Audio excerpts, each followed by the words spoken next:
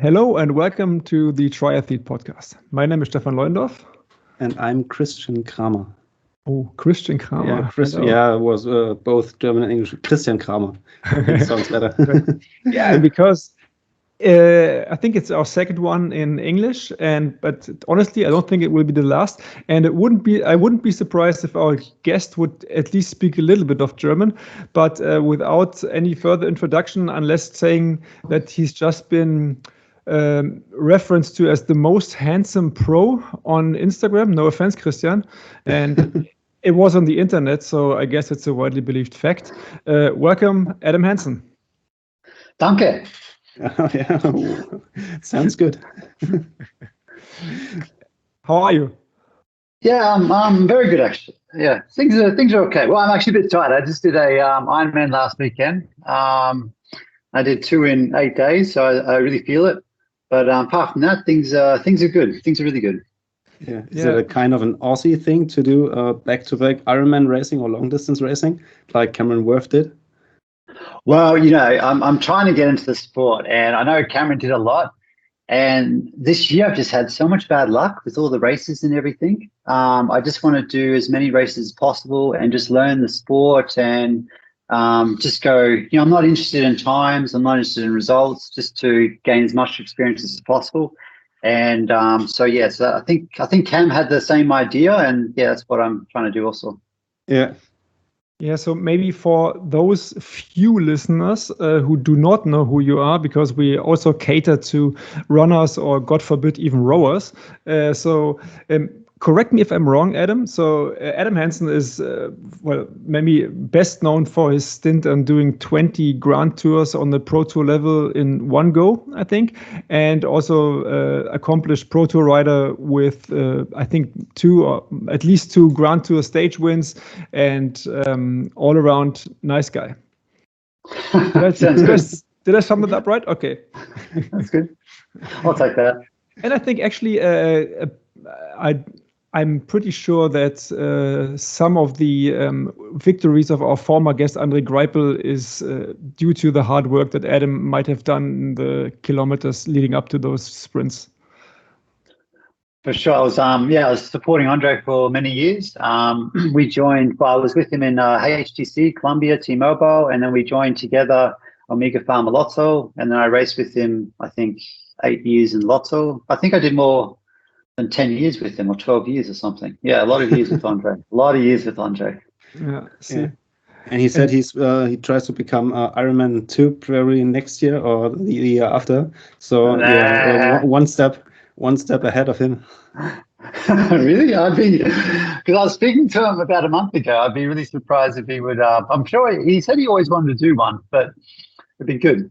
Yes. He said it here on the podcast, and he also said there was a German documentary about his career. I think that was launched alongside the tour, and he said it on public German television that he at least seriously thinks about also doing an Ironman. Very good. I like to go there and support him on that one for sure. That would be great. But I know that one could get the impression that you just retired from pro cycling, and as you are obviously not fully fulfilled, you're trying Ironman triathlon. But I think you did also Ironman Florida while you were still racing, right? Yeah. So I always had the intention to do triathlons after cycling, and I was actually doing triathlons before cycling, and the reason why I did cycling is because I was a good swimmer and I was a good runner, but I couldn't ride a bike. So I came to Europe to just to go headfirst into it, joined a club. And coming from, especially triathlon back in those days, it was a very difficult sport to get into with sponsors and trying to make a living out of it. And when I was able to make some money from cycling, you sign one contract with the team and everything's included, your travel, your expenses, you get free equipment, they work out your program. And it was a lot easier as in those days. But I always had the intention to, go back to triathlons. And just as the years went on, I had a good career in cycling, and it was a bit hard to say, to stop that. But let's say my days are numbered. I am getting pretty old, so I knew I had to pull the pin soon. So I tried to I did an attempt in Florida to see how it was, and I loved it. I had so much fun in an Ironman, just being on the start line, because I was saying this the other day to someone that as a cyclist, we race so much and we race for other people that we don't get nervous at the start of the races, because we know how to do our job. We do our job. We don't have pressure, and we're not really racing, if you know what I mean. Like when I'm helping Andre, for example, he's the one that has to cross the finish line first, and I can do my job very well for him. I can climb better than him, so I just got to survive the mountains with him, and I can do my work afterwards. But in Florida, at the start line, I had a super high heart rate. I was nervous, and it was like I was like 19 years old again, and I'm doing my first, race, and I was like, I just missed that feeling, and it's I really like this. Yeah, and that's another difference, that you're racing with all categories, which you don't in pro cycling. Yes, also. Yeah. Yeah. So, but that seems to me that you're, as with many things you're doing, you're just not jumping into that long distance thing without giving it a second thought. So this career you're now been picking up, you just come up off of the Ironman Austria, right? So that was last Sunday, I suppose. So how did that went? How did that go? Well, originally my plan before is I was meant to do the half Ironman Warsaw, which was 2 weeks before, and then I was meant to have a break and then to do Ironman Austria. But then the National Federation asked me to do the World Long Course Championships, and so I did that the week before. And in Austria, like I didn't know what to expect because I haven't done so many long distance races, and especially long runs.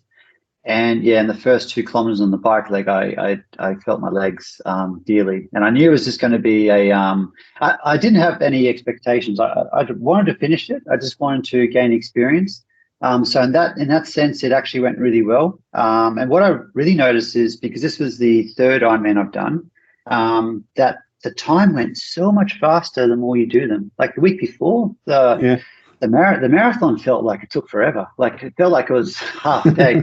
Where in Austria it was really like it just felt so much quicker. And I think this is, in this type of event, this is really important when you're playing mind games with yourself, and the run leg is it mentally seems shorter. I think that's far more important. So I do think what Cam Wurf was doing made sense, where the more you do them, it just feels shorter mentally.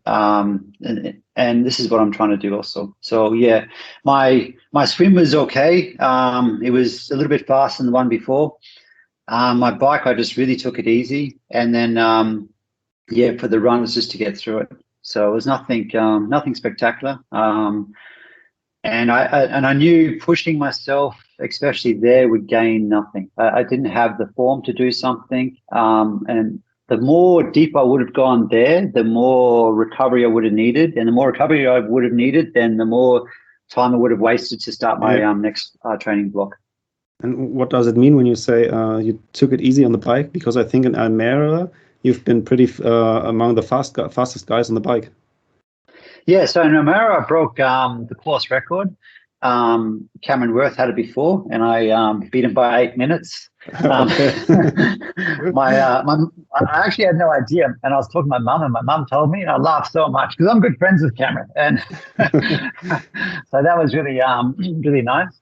And in Austria, Austria was I don't want to say any controversial things, but like in Austria, I wanted to see how the other riders did the bike. So when I came out of the water, just in front of the main group in the swim. Yeah. And as I was leaving the bike, they were coming into transition, and there's about 8 guys, I think. They caught me, and then and they were just sitting on quite a bit. And there was me and this other guy doing quite a lot of the work. And then, and for me, it's sort of like, I'm still learning the sport, and I didn't realize that there is a bit of drafting in it. let me say it like this. I don't know if you would call it drafting, because a lot of times it is legal because they do sit the distance. Yeah. But I didn't realize how much draft you can get on a TT bike, in that distance. Like it's a lot. Yes, it is. So, and I never experienced this before, because when we do TTs and road races, like if you're behind another guy for like half a second, you get called out. That's it. You're out. It's just impossible to do this. And in triathlons, you see it quite a lot where there's maybe 8 or 9 guys, and they're all spaced legally. It's legal. They're not technically breaking the rules. But like I do notice that you can save a lot of energy, especially when you're tucked in your TT position. And for me, it was more about that. So in the bike, I was thought, okay, I want to finish. I don't want to push the bike. And so I'll just take the bike really easy. With the group, I went to the back. I sat 50 meters behind, and I just watched them. The whole race, I just watched them. And on the hills, because Austria is quite undulated and hilly, the good cyclists were trying to get away, and it was interesting to watch where the good runners, and I didn't know anyone, but I worked out afterwards when we came to the run, where the good runners would not do anything. They would really just stay in their line. And as it went up the hill, the good cyclists would try and drop them. And then the runners actually had the energy and the power to close the gap and, sit within that drafting limit, Legal, right? yeah. Legal position, right? Yeah. And so you could really see that the guys it was actually a lot more tactics than I thought. I really didn't understand it in that point of view. And on the last climb, there was 2 guys that wanted to get away. So I thought, okay, these guys deserve to get a better bike leg than the other ones, because they were on the front the whole way. So I went to the front, and I gave a bit of an effort and went to the top and pushed on the flat, went down, and there was no one with me. So I just rode to the finish. That was only last 10K. And that was basically my bike leg, actually. But what I learned there was really when I get more serious and better into the sport, I think I really have to change my tactics. At the World Long Course Championships, I had the advantage there that it was so windy and so crosswind, where it was really hard for another triathlete to sit within that legal distance, where you just couldn't, because the most of the straight was crosshead, so you get no shelter at all. And this was very easy for me to just ride the whole thing solo. Where on a course like Austria, or maybe a flat course without any wind, I would definitely, I think I treat it like a normal bike race, where when I come up to another athlete, I'd really pick up the speed and go super deep, just to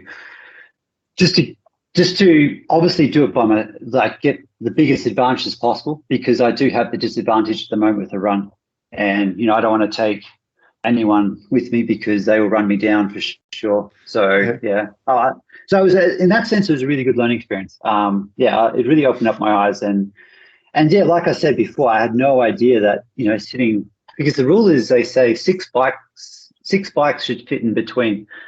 That was like the example that they try and to imagine. And just when I was when I was coming up to another athlete and I sit down, I was like, wow, you can almost freewheel some parts, you know what I mean? Yeah, and it's like it's still a draft. It's like it's a legal draft, but it's still, you can save a lot of energy. And you have to, I understand, like the runners, if they go a bit too deep on the bike, they pay for it, and the cyclists have to go deeper because they know they need the advantage. So there is a lot more tactics than I thought. So it was very educational for me. Yeah. I just got another little hint for running, especially in the US. I always take that. I'm counting miles and not kilometers, because it's just 26 miles and not 32K, which sounds far less than it is. That's clever. I might do that, actually. I might change all my computers and on the bike and on the run to miles now. Yeah. That's clever. Yes, I was about to ask you about what you've learned from your previous races, but you pretty much answered it, right? So you're still identifying the run as your weakness. Is that correct? Yeah, it's definitely my weakness, but I'm feeling pretty confident with it. Like in the long term, I'm doing a lot of running drills. I do a lot of technique. I've changed my reining pattern from heel strike to forefoot. I've done this very successfully. So I'm able to do. So I've done both runs in at the World Long Course and also in Austria forefoot, because I use the Leomo system and we can measure this. But this has been a lot of work that I've been working on myself with running drills and that. I actually haven't been doing so much running in the sense where I've just been focusing on form. 5 days before the long course, I did a running race where I finished second, and I did 17:02 for 5K. So my speed is getting there, and that was all forefoot also. So it's coming along. It's just running's an impact sport and cycling is non-impact, and that's just something I just got to get used to, and it'll come.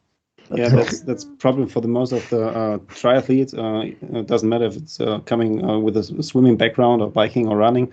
The bikers and the rowers, they've got the engine, but you have to be really, really careful with all the other parts of your car you're driving when the engine is big and the other parts don't. So need some time to build that up. Oh, exactly, because the engine's actually strong enough to harm yourself. So you actually have to, hold yourself back in that. And this is the main reason why I'm really focusing on the running drills and that, and also changing from heel strike to forefoot, and also making sure that my contact to the ground is underneath me or behind. So I have less braking effect, and what I mean by that is, I'm sure you guys understand, it's not having the foot land in front of me, absorbing the impact and then pushing off. Yeah. So everything I do is, I don't have running shoe, but everything I do is like going behind, and not landing in front with the body compressing, you're absorbing the energy and then pushing off, and all that. It's just trying to be as efficient as possible, and that just reduces the fatigue also. And if I can get this done before I really introduce the long miles and all that, then I sort of have a bit of a head start in the long run. Yeah, we were just talking about prior to the call, Christian, right? So when I changed from heel strike to forefoot running, my calves really tightened up, and I got a stress fracture in the shins, and that's something you surely want to avoid. But because, of course, I'm from cycling as well, not on that level that you are, of course, but still it's the same thing. You have the engine, and then you can really harm yourself with that, because a 5K run feels like nothing, right? If you're used to like riding 200K, it's like, why am I even getting changed for this, right? And so the first thing you do 5K, and then I can jump into 15K, right? But then you really harm yourself. And I actually saw that run you came second. I don't know how is that with your nutritional sponsor. So you should have either run faster or slowed down, but that's up to you. I always say the third guy wins the podium, but the second guy loses the race, right?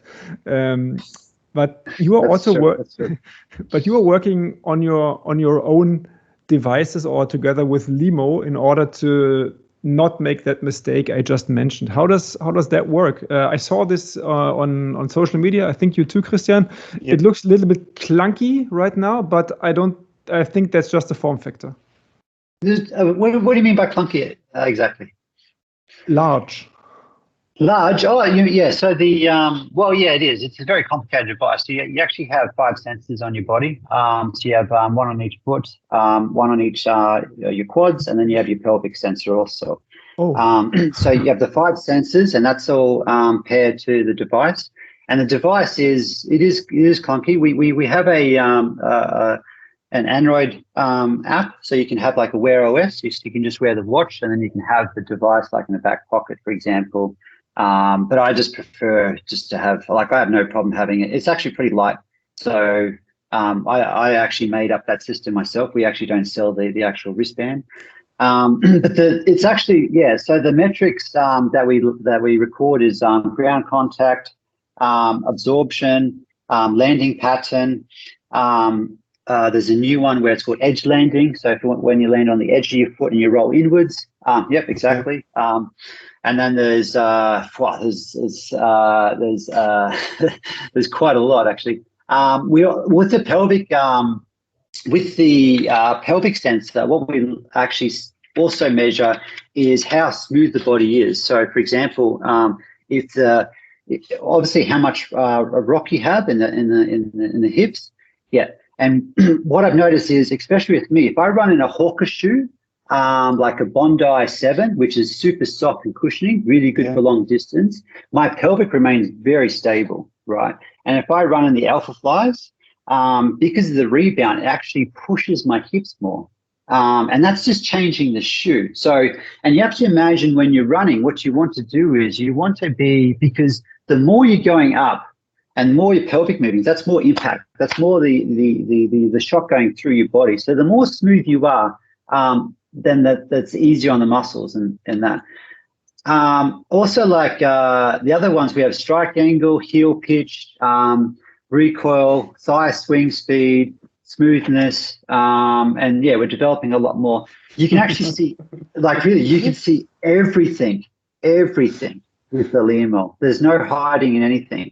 And what's interesting for me is, especially with the landing pattern, I'm really trying to get rid of that braking. We're not putting the leg in front of you, and because every time your foot lands in front of you, your leg muscles are absorbing your whole body weight, because you're actually slowing yourself down. Then your leg goes underneath you, and then you're pushing that off. So every stride you're doing, you're actually slowing yourself down. And so all the drills I'm doing and changing from heel strike to forefoot is more to land underneath you, and you're pushing yourself backwards. So you're just repelling yourself forwards. It's a lot of work. And for me to be able to change my landing pattern is, I actually been doing almost no runs. All I do is like a 50-meter warm-up run, and then I just do drills. I started with 20-minute drill session, then went to 30, 40, 50 minutes. And I might do some strides, like 200-meter, like just pick up the paces. And that's it. And I do that 3 times a week. One of those days I do run up the hill up here, which is a 15 to 20-minute run up the hill. And then there's a flat road. And I do that same drill session on the road, and then I come back down. And because we have this thing, especially in the Leomo company, is because we have the same, we use the exact same system for the bike also, is that you should never train a bad habit. And this is something that I learned in cycling, where when we have a rest day in a Grand Tour, we would always be forced to, not forced, but you go for a coffee shop ride. Yeah. So, you just jump on the bike, and I should say forced, and you go for a coffee shop ride. And what I noticed is you're very, like you would understand this, when you're riding sometimes a bike and you're so fatigued, you have that, you have that chain that sort of catches and like clunkiness. Yeah. And what you're actually teaching yourself with muscle memory a bad habit. You're not really pedaling efficiency. The momentum's not so good. The smoothness is not so good. And what I'm trying to do is use the same idea with running, is until I get my running form really good, then I'm not going to be punching out all these long runs, all these interval sessions and things like that. Because to be fair, the top runners in the Ironmans, they're actually not running fast. No, they don't. It's not a fast pace. It's more, and we can all do it, but can we do it for long periods of time? That's the hard thing. And as a cyclist, cyclists are far more, let's say, fitter, but we're just not able to have that running efficiency, and we just don't have the muscles trained for that. So it's not like a fitness thing that's a problem. It's definitely efficiency that's a problem. How you run, how your muscles can absorb the impact and that. So for me, before I bash out all the long running kilometers and all the super hard sessions, I'm just working on form first. And and then I hope this is the best way for me to go forwards. And do you check on every or after every session your data you produced? Yeah. So with Leomo, we I have a very good understanding of it, but we also have biomechanics in the team. And if I have any questions, also I also go to them. Also ideas. So basically, because there's so many MPI metrics that we have with Leomo, I just try and do one at a time. So first was landing pattern, and that took a long time to change. But like you said, at the start, I did go in too hardcore. So because we have a lot of data of the top runners in the world that run, 27 minutes for 10K. We see their efficiency and how they run. It's just mind blowing. When you compare the metrics, like their ground contact time is just like, when I'm doing skipping, because I was using skipping also to improve my coordination. When I'm doing skipping for 15 seconds at my maximum speed, they do this for a whole marathon. That's how. It's really they're not even touching the ground. You know what I mean? It is unbelievable how quick they are. It's crazy.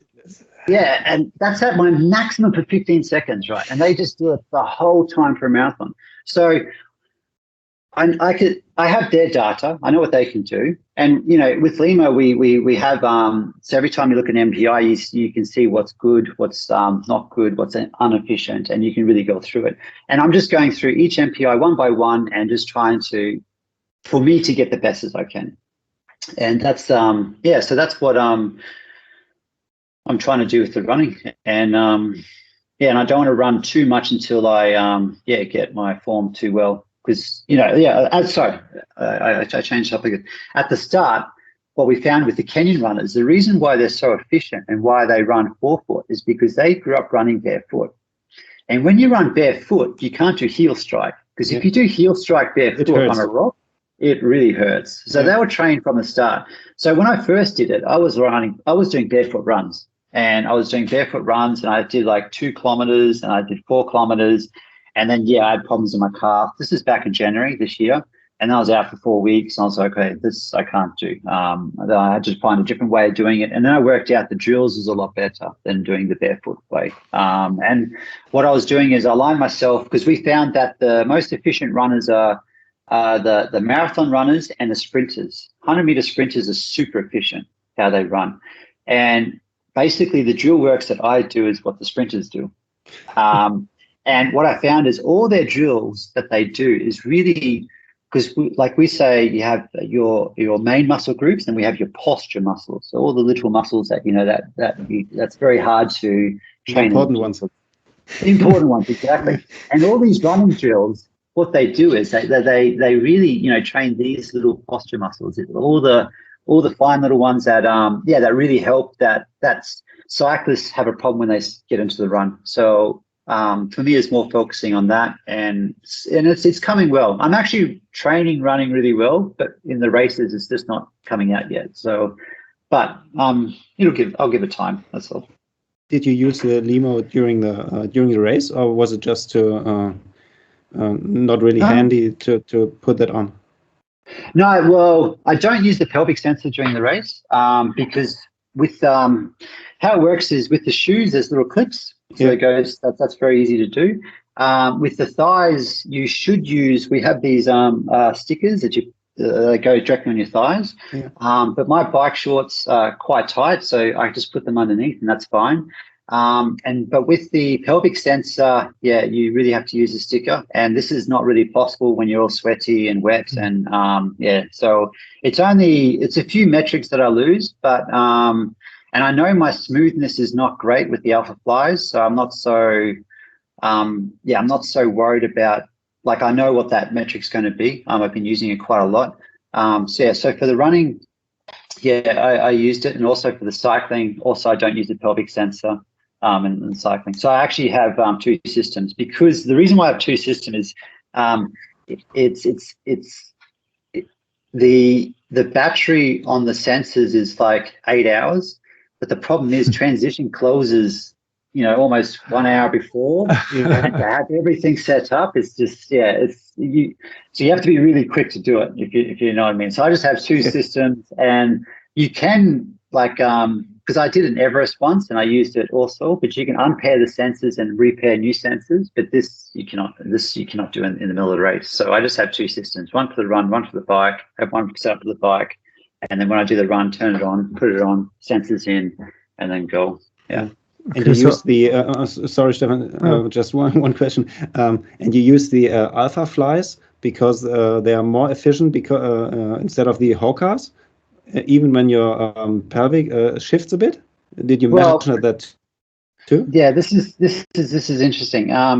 So in Japan, Leomo is based in Japan.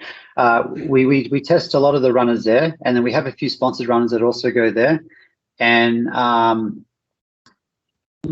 boss is always like, Nike's the best. You just got to run with Nike. They know what they're doing. And it is a, how do I say it nicely? It is a, let's say, fashion company, but it's so big now. They've put so much money into the research and development that they actually know what they're doing. However, I love the Hokas. I love them. I did Florida with them, super comfortable. It was the first version of the Carbon ones. I think it's called Carbon 1 that I use. Love Carbon them. X, And yeah, Carbon X, that's it. And I was telling my boss that, I really like the Hokas. They're just so so comfortable. And when I was trying to change my landing pattern and my edge landing, what I noticed is with and I actually bought the Bondi 7s because they were the softest shoe. And I was really concerned about coming from cycling, going to running, getting injury. I'd get the softest, heaviest shoe. And this shoe, the Bondi 7, is probably for me the most comfortable, most cushioning shoe ever. That I tested. And I tested a lot of shoes. And I thought, okay, I'm going to do all my training in this, all my racing in this and everything, because I can really run longer because I fatigue at a later stage in the shoe compared to the Carbon X. I also had the Hoka, the Rocket and the X2. But I wasn't a huge fan of those two shoes. And I just really liked the Bondi 7 with the Hoka. But my edge landing and landing pattern was totally different in these shoes compared to the Alpha Flies. With the Alpha Flies, I did my longest training run, which was 30 kilometers, all 4 foot with the Alpha Flies. And when I went back to the Bondi, I struggled. I had to really concentrate to run midfoot or 4 foot in the Bondi 7s. And for me, it was like, okay, then I started to train in the Alpha Flies, and my landing pattern, my edge landing was back to 4 foot, and my edge landing was coming back better. Edge landing you're always going to have some edge landing. That's just always going to happen. Yeah. But the research we did in Leomo is the people that have the higher amount of edge landing had, I think it was 73% of these people were prone to injury. So they had injuries in the past, and they had the highest amount of edge landing. So for me, with the Alpha Flies, they're I have the best landing pattern, edge landing when I use these shoes. So I have one pair for training, and I've had them for 4 months now. I just use them all the time. They probably have no efficient with the Carbon. I'm sure it's pretty much broken, but I just use it just because I'm not interested in the rebound. Just use it for training, and then I have one pair for racing, which I've used 2 or 3 times now. And then so that's why I choose the Alpha Flies. It does change my my smoothness in the hips, but for me this is improving, but this is on the least priority of the MPIs from Leomo that I'm trying to work on at the moment. Yeah, sounds interesting. So, and I can definitely confirm that the Alpha Flies, they do change the way you run quite significantly. So for that battery life concern, I think if you're picking up, if you're finished with all your drill stuff, then you can work on the real stuff, on the real endurance base, and on the strength. You'll get faster. Eventually, you will race faster, and then you don't have to worry about your battery life anymore. So I can check this one off, right? So the battery life is solved. But can you? Is this how can I get my hands on the Leomo sensors? Is this something I can pick off the shelf, or is this still in development, or highly secret? Not anymore. So you can go to leomo.io and their website, and you can buy it directly from them. So if you're in Europe, I think it's from Amazon. You can buy them there, or you can go to hansino.com, which is my site, and I also sell it. The devices, so there's actually 2 systems. There's the Pro Kit, which is the actual Leomo, which is an Android device, and you get the Pro Kit. You have 5 sensors, so you have the 5 placements. Now, the interesting thing with the 5 sensor ones, you do have your standard position, which is what we spoke about: the pelvic, your thighs, and your feet. You can change the sensor on your torso. You can also change the sensor onto your helmet, which is really interesting, because what we found is we saw when we did some testing, a lot of riders don't hold the position so well, and sometimes they look up, and we see all that. We see every movement they do. We had one team that just wanted to test how much a guy was drinking, and they put a sensor on the drink bottle, and every time the rider picked up the drink bottle and drank, you would see the shift in the graph throughout the ride. So you can really change, you can really create what you want. What we did also once is we found when we're doing wind tunnel testing that lower is good, obviously, but the most important thing is where your shoulders are. So you can put a sensor, for example, on your shoulder blade, and then when your shoulders go in, it changes the angle. Yeah, and you can see the change directly. So you can really, let's say, hack it a little and customize it how you want. Then there's another version that's not the pro version where you only get 2 sensors, which is more for runners that do want to save a bit on the price. And it's just 2 sensors on the foot, and you do get a lot of data from that. You get a lot of data from that, but yeah, the 5 sensors, the way to go, obviously. But it's actually, for what you get, it's actually really good value when you can do bike fits with it. You can, and what's also good is, like, for example, I did wind tunnel testing about a month ago on a bike, and I used 2 systems. So I had it on my hands, a position on my hands, the angled hands, my forearms, my helmet, torso, on the legs, and I'm changing bikes now. So now, because I know all the angles, I get my new bike, and I have the iPad or the Android version, and I can have the exact same angles, position, and I can capture it exactly how it was where I did the wind tunnel testing. So when you're changing bikes, it is really, this is my favorite thing about it, because what I also found is, for example, if you look at my road bike, I have the seat slammed all the way forwards. And when you sit on the seat, it actually flexes. So your pelvic flexes forwards, right? And if you were to put that bike in a jig and get it all measured up in a jig, take it out, and then you put a new bike in the jig, and the seat is held in the center of the rails, there's no flex on the seat. And because of that, there was a 2.5 degrees difference in my pelvic angle to leaning forwards. Just because of the angle of the seat tube and how it was mounted on the seat, and the seat was flexing. And the idea is to make sure the body is the same, not the bike. Your hips are in the same place, you have the same leg angle ranges and everything.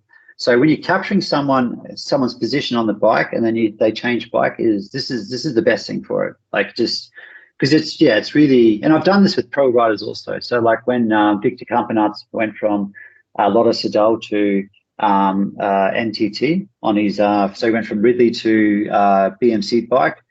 So get him on his Ridley, sensors on, just let him ride normal, capture it, okay, make the bikes almost the same, let him ride again, and we can see that his leg angle ranges were a little bit lower. So it's like, okay, because it's different seat, they have different padding. Also the padding in the chamois is different thickness. So we kept raising the saddle until we had the exact same leg angle range. So he moved exactly the same on that bike, even though the position was a little bit different, because that's what you want. You want the athlete to be moving the exact same how he moved before. So it's actually a cool little device. I think this is this is remarkable that we're talking with an athlete, not the developer, or well, maybe probably both. But I just wanted to know, what are these sensors? And now you opened up a whole box of new opportunities, and basically a complete new world. But this is great, and this is what you are known for. So I'll just skip the fact that I just assume that you're still riding your own shoes, right? But when it was announced that we were going back to triathlon, what we now know, but that you're switching to triathlon, excuse me, and that you were to design your own bike with some, which I think to skip a little bit forward, the most interesting feature, in less of besides it looking a little bit out there, is basically this chain ring, which, correct me if I'm wrong, floats in order to assure the best chain line. Is this still going on? Is this the new bike you'll be riding? This won't be the new bike I'll be riding. I hope it will be, because I had a little, actually I've got, this is my work desk here. So I've got like all my parts here. I've changed the designs of the cassette, and I've 3D printed a different cassette design. And I've actually changed it quite a lot, what I'm doing. So the idea at the beginning was, how I said, is have the floating chain ring at the front. So it follows the gears at the back. So you always have a straight chain line. That's one thing I wanted. But I found a new idea where I'm going to have, and these are 3D printed, where I'm going to have a collapsible cassette. So basically, you're going to have a whole bunch of sprockets on one side, a whole bunch of sprockets on another side. And obviously, when you change gear from a chain, it has to jump from one to another, right? So you've got to have two sets of sprockets within each other. And when you change gears from one side to the other, that sprocket is going to punch out and the chain will jump there. And then when you want to go gear higher, the sprocket on the other side would jump out and the chain will come across. So instead of having 12 gears at the back, it'll be all compressed to 4. So the outside, let's say gear 1 and gear 4, you're going to have all the sprockets underneath each other, and 2 and 3 is where the chains is going to be skipping to each other. So that's what I'm working on at the moment. And when I have this, then I don't need the floating chain ring at the front, because there's just going to be it's just going to sit right in the middle of the 2 sprockets.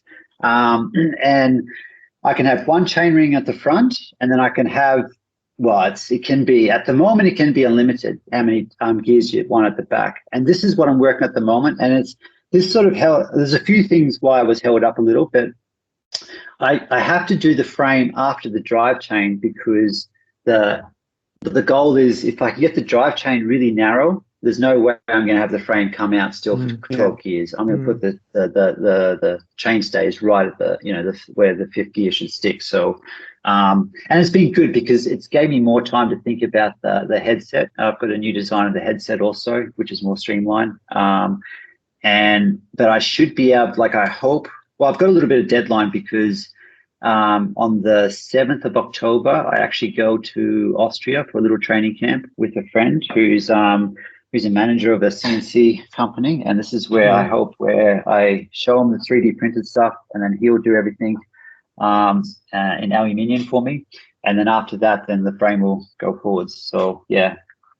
It sounds not really UCI legal. Yeah, new bike. No, it is actually. No. Really? Well, actually, the rules in UCI must be chain driven. So that's all that's the UCI said. So it still is chain driven. And there's nothing in the UCI where you can't have a collapsible cassette, something like that.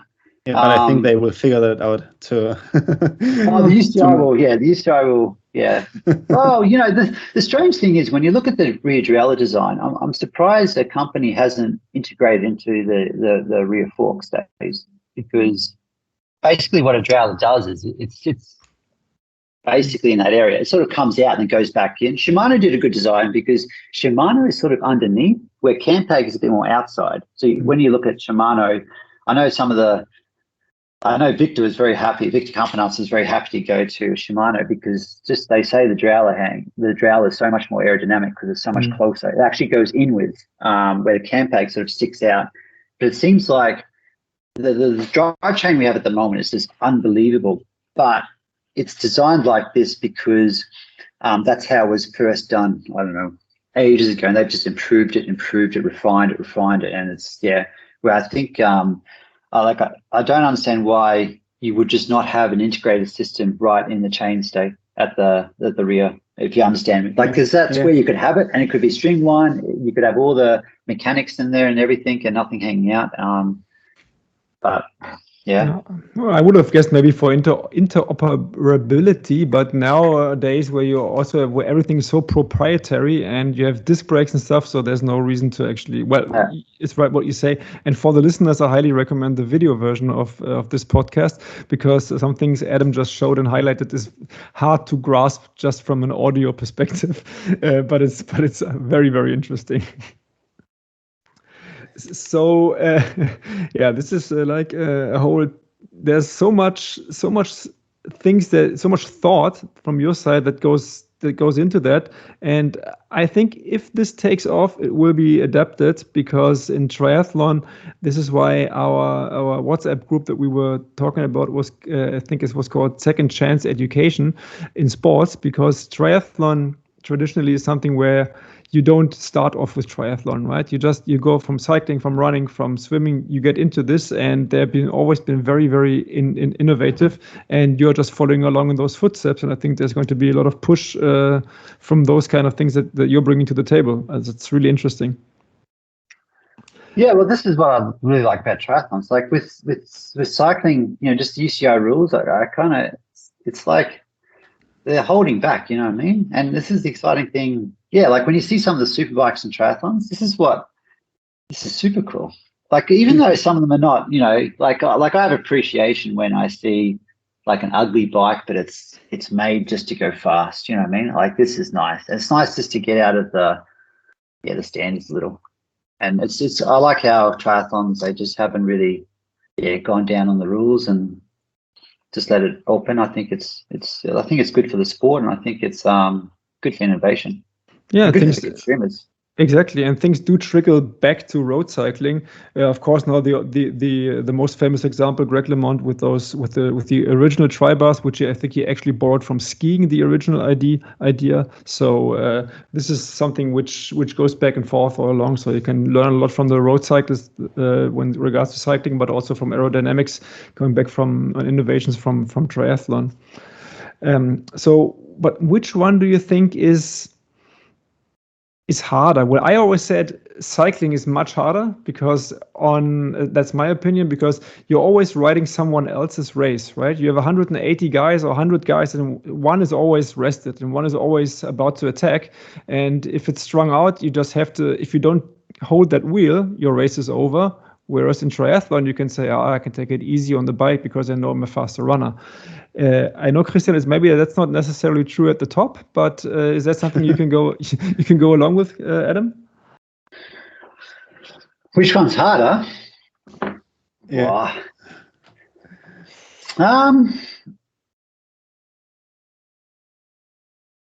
They're different.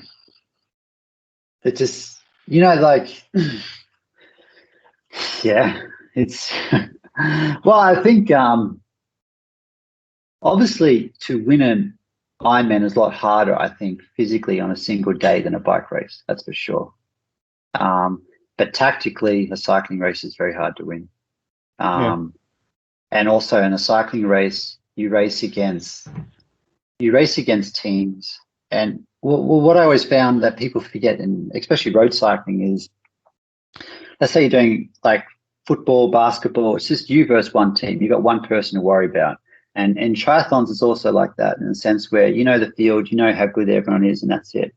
Where in a road race, you know the course, you know how the race should plan out, but you can have a crazy thing where a sponsor has their company at the finish of one other team, and they just know the roads better, and they just put in the gutter at one time while you're eating a bar or gel or something, and you have no idea, and you have these surprise moves, and you're not just watching one rider, you're watching one team, and teams working together, and then you've got 22 teams, and this can be, tactically, this can be very surprising and super hard to control. But I think in the physical toll, the run is so hard. But the interesting thing is what Cam Wurf told me was, he said, don't go easy on the bike, because the thing is that he's like, triathletes are tough. They're super tough guys. And when you watch them race on the bike, they destroy themselves on the bike. And then they get off and then they can run. Where, and when I think about that more, like, I've been around a lot of good cyclists and not so good cyclists. And when I ride with, let's say, not good cyclists, just friends and things like that, they really destroy themselves to try and keep up with you. And when I'm trying to think of, okay, I come from a cycling background, I'm racing a triathlete that didn't come from a cycling or swimming or running, he's going so much harder on the bike to go almost the same pace. And when he gets to the run, he can run, which is, it's so, and the thing is, if I hold myself back on the bike, I don't believe I'm going to run so much better if I go not all out, but, almost 95%, because I'm customized to actually go all out on the bike every day in a Grand Tour, for example. So Yeah, it's it's a tough question. I think it's I think well, one thing I like to say in road cycling, a lot of times you go 250% over your limit, and you do this for 2 or 3 minutes, 5 minutes, and you do everything to hold on to a group over a climb. You have your job. In triathlons, you don't do this. You have your little limit, and if you go over that too long, you're like, oh, you'll pay for this in the final. Yeah, it's very it's. Let's say you might go 20% over your pace to stay with someone, or just stay in the first swim group and something. But in road cycling, you go way over your limit. Like you will bury yourself halfway through a road race just to get into that group over the climb, because if you make it in that group, you descend with them, you get a free ride all the way to the finish, and you'll recover, and you'll go. And this is why I believe cyclists are so fit, because they constantly just push themselves so much over the limit, because they know if they do that, they have an easy ride to the, and everyone's doing it. You're in a bunch with 180 guys, everyone's doing it. If you don't do it, you're dropped. Where in a time trial, even in road racing, if you go a bit slower, you go slower and you still get to the finish. You don't get as good result. So it's two totally different sports. Yeah, I think in a long course distance triathlon is always living on the edge, and in road cycling you have to go over the edge. Well, that's exactly it. Quite often. Yeah. That's you summed it up perfectly. Like on a road race, like also like on road racing at the start, the attacks. Like I'll hit my max sprint 2 or 3 times just at the start of a bike race. All that effort trying to get into a breakaway, closing gaps, trying to jump across, full lactate. Like I remember at my peak of my career, I would do like an all-out attack, like 3 or 4 minutes, like full maximum, get totally blown up, have the whole bunch go past you, full lactate, and you're just trying to just pedal to recover.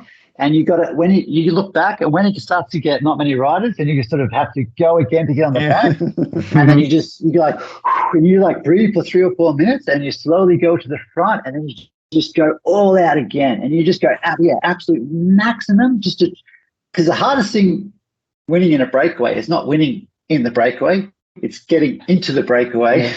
Yep. And then once they let you go, you just got to race 5 guys. That's it. But to get in there, you got to race sometimes 90 guys just to get into the breakaway, and you're just so much over your limit. And it's always been the way I race in road racing. It's all or nothing. If you try and do the tactic, okay, you pick your moves and things like that, the chance of that happening is very, very slim. You always got a greater chance of just almost going with not everything, but trying to be a little bit smart. But you got to go often. You just got to go often. It's very rare. Sometimes it would annoy me. Like there was I remember one year at the Vuelta when I was really, really strong. I was jumping with everything, and I was a bit annoyed with some of my teammates because they weren't helping. And I was like, come on, we've got to be in the break. The sports director said it. This one guy came up, did half a jump in the breakaway, and I was like, are you serious? I did like 20 efforts, and then it was just like, you can't pick it, because in a road race, the breakaway goes when the riders decide when it goes. Yeah. When you have, it's all timing. When you have 4 or 5 guys at the front that are a little bit fatigued, and they're blocking someone at the back, and they're looking at each other, it's 5 seconds, 10 seconds, and they're gone. And if you don't have that, it's constantly fighting. So it's very different sport. Yeah, so you're still very enthusiastic when you're talking about this, and I can totally relate, because that's because honestly that's what it's all about, and that's the biggest difference. And it's not as don't get me wrong, as boring as long distance triathlon, where it's like 8 hours of only metabolizing yourself as you go, and so there's a little bit more to it. But you picked that path now. It was up to you. And but what are your goals actually on this year and next year? Because I think you just turned 40, but that's nothing, right? It's just a number. You're still fit enough to get the one or other win. This year is just to race as much as possible. I had a lot of bad luck this year, just with everything. So I'm actually been able to race at the moment. So But this year's just trying to get into it. Next year, be more serious, picking the races more, having better structure, training program into races. And, you know, for me, it's always about just improving myself against myself. And yeah, just I don't know. I don't know how far I can go. I think I can be a good athlete in one day, but I just got to keep going at it and seeing. I don't want to put anything. I believe I can be pretty good. I just got to see, you know, how. I do. I know age is a bit against me, and I only say that because I think, especially with the running, I think obviously it's going to be better if you're a bit younger, just with the recovery and things like that. But this is also why I'm trying to be more efficient with the run, so it's less taxing on the body. But I do believe, yeah, I think I would be, let's say I would be disappointed if I finish my triathlon career without winning an Ironman. I hope to win one day. So, yeah. Yeah. I've got just one little question left. Did you still Brad Culp, your manager, and how did that come up, or are you on your own right now? Yeah, so with Brad, basically what happened is I did Florida. Yeah. And he was the only one that found my name in the start list. Okay.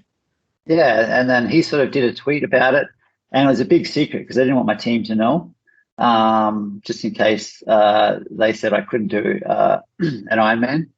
And yeah, he did a tweet about it. I just ignored him, like I didn't respond, really? and I kept really quiet. And I asked my team. I just said to the boss, I said, "Hey, you don't mind if I just do a triathlon at the end of the season with a friend?" Yeah. I was like, yeah, sure. If it's at the end of the season, no problem. Yeah. And I had the permission. I had an email form. I was clear to go.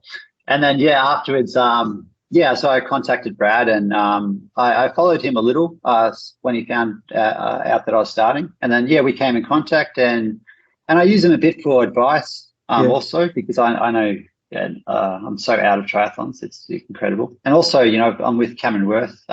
You know, we send voice messages to each other a lot of times, and I ask him for advice, and he shares a lot. And Cam's been good because, Cam's been really good because he's like, I watched some videos of him also in the triathlon scene, and it looked like, I'm not saying it is like this, it looked like people take him the wrong way a bit, but he really wants the best for everyone in a sense. And the way he's the information he's giving me is like, I was really surprised how he just really helps me out and tells me everything, and what I should do and what I shouldn't do. And so Cam Wurf's been really good to me, helped me out also. And he just wants the best. So that's, kind of good. And Brad's been good. Yeah. Yeah. Okay. Honestly, I think Cam is one of the funniest guys out there, and makes it for really interesting even watching triathlon, because what you need is rivalries, and you need those kind of people to make it interesting, right? And plus, he's not only talking, he's backing it up every time, right? Yeah. So he got like critique of like, you're just trying to adapt the cycling way of, I will ride maybe the Dauphiné as preparation, and they go halfway out of the tour because they want to peak for the Vuelta, using races to race yourself into form, and adapting that to triathlons, doing like 10 Ironman. And of course he wasn't successful at first, therefore everyone said, see, that doesn't work, your cycling way doesn't work. But he said the same thing that you did. He wants to gain experience, and as he hasn't got that much time, he has to up the frequency in order to learn new things, like with transition, nutrition, and obviously equipment and stuff. And it works. I think he's a contender for next Kona. Oh, for sure. Yeah. Cam's definitely doing it the right way, and him joining Enos too. I'll be joining a continental team next year just to get some bike races in, because I really believe that cycling is the best form of training. And like we spoke about before, where in a bike race you just go so many times over your effort. It is fatigue, but it's not really non-fatiguing on your body, where, like I've said this, when people ask me about this, like I always say, you can swim 3.8K every day if you want for a month. this is it's not so hard on the body. And cycling, you can ride 180k also every day for a month.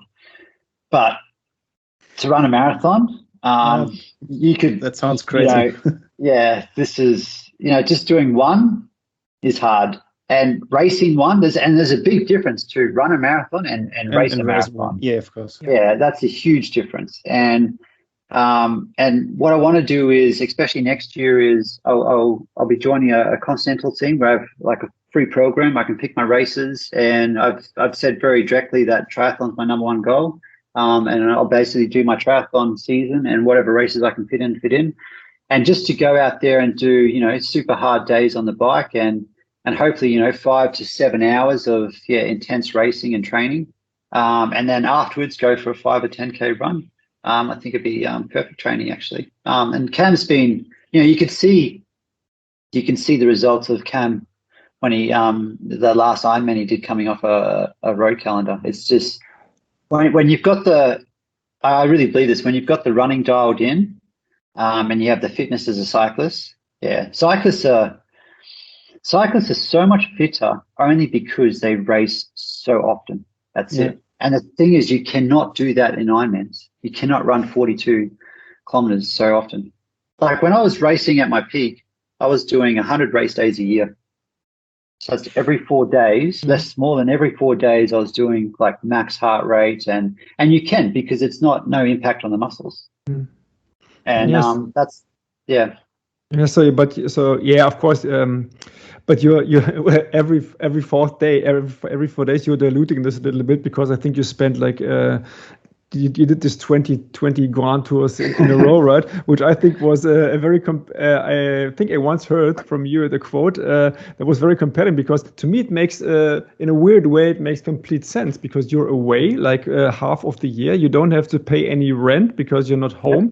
You don't spend any food. You get free clothes, right? You can, and all you have to do is ride your bike. That's great. Oh, I loved it. Like exactly as you said. No one's using electricity at home. You didn't pay for food. Your washing was done every day. It was good service too. You didn't have to make your bed every day either, because you changed the hotel. And the good thing, what I really liked about it also, is when you do a 1 day race, you have 1 travel day or sometimes 2 travel days. So if you do 20 1-day races, then you're basically away home from at least 40 days, at least 40, sometimes let's say 50, because every second race you just travel back on the next day. So it's 50 days you're away from home for doing 20 race days. If you do a Grand Tour, it's 22 days you're away from home. And it's, it's you're so much more at home. And I love this. And in that sense, it's not so bad as it sounds. Okay, so but you're not going to get this in triathlon, I guess. So it's no one will wash your, at least now, no one will wash your clothes for free, I guess. So that's true. That's true. Get the triathlon's 1 year. Maybe I don't know. There have been teams in triathlon, right? And there still are, but I don't think. But I think that's a different kind of team structure in that. Yeah. So great. I think we could go on forever, and if we don't want to end here, we can still have a second episode of that, because this whole bike thing really sounds really, really interesting. So, but you are based in Europe now, or? Yes, I live in Czech Republic. Okay. And why is that? For God's sake, Australia has more dangerous animals. So you're going to Czech Republic? Well, the funny thing is with this, right? I was there's a lake just down the road, it's 4 minutes away, and my friend's a bit scared of like I swim super late at night sometimes. I'll go down 8:30 at night and I'll swim until the sun goes down. He goes, "Aren't you scared?" And I'm like, "Why? We're in Czech Republic. There's nothing. There's not one animal in this country that can kill you." You know what I mean? Like I used to swim. When I was doing tries when I was younger, I used to swim in this lake, and there was crocodiles there, right? And the chances to get eaten are like almost zero. But people have been attacked by crocodiles at Lake Placid in Cairns. And I'd have this female friend, and every time I was not in good form, she'd always ask me to go swimming with her, right? Because I was always trailing behind her when I wasn't in good form. And the thing is, the whole time you're thinking, if there's a croc there or something, and you just swim 1K out, and you stop, have a chat, and then you're like, okay, let's go, because I don't want to be too long. And then you sort of swim back, and it's always in your mind. Where in Europe, when you swim, it's like there's nothing in these lakes that can kill you. There's just no fear at all. And even like when I go hiking and that, like I do night hikes also sometimes. People are like, aren't you scared in the dark? And like you don't have snakes here. There's nothing. There's nothing. There's no spiders. It's just so in this sense, when you're talking about dangerous animals, when I hear people that are scared in Europe from mountains, like there's just nothing. It's totally different thinking here. Yeah, everyone is safe in Europe, and I think that's at least from a deadly animal point of view. Yeah, that's true. But I can just because we're chatting about this, I actually lived in Australia for 3 years in Melbourne, and we actually had this big spider coming up down on the wall in our classroom, and it was going right behind one of those paper things that were put up, some cardboard thing, and the teacher, she took her shoe and just mashed the spider, and all the hairy things were falling down. But that was quite regular, right? You had like big spiders there, and also snakes. So everything is everything is trying to kill you. So the dingo is eating the sharks, and whatever. I love it. I could get back there maybe sometime. Very good. Yeah, so thanks for that very, very interesting conversation, Adam. And we wish you all the best. Yeah. Thank you. I'll definitely need it. And thank you once again. And if you want to do part 2, hit me up. I'd like that. We will definitely. Thanks a lot. Definitely. For sure. And for all of you who've stayed until the end, I think you found a very interesting conversation, and I highly recommend the video version. We get the link below. And until next time, bye. Thank you. Bye.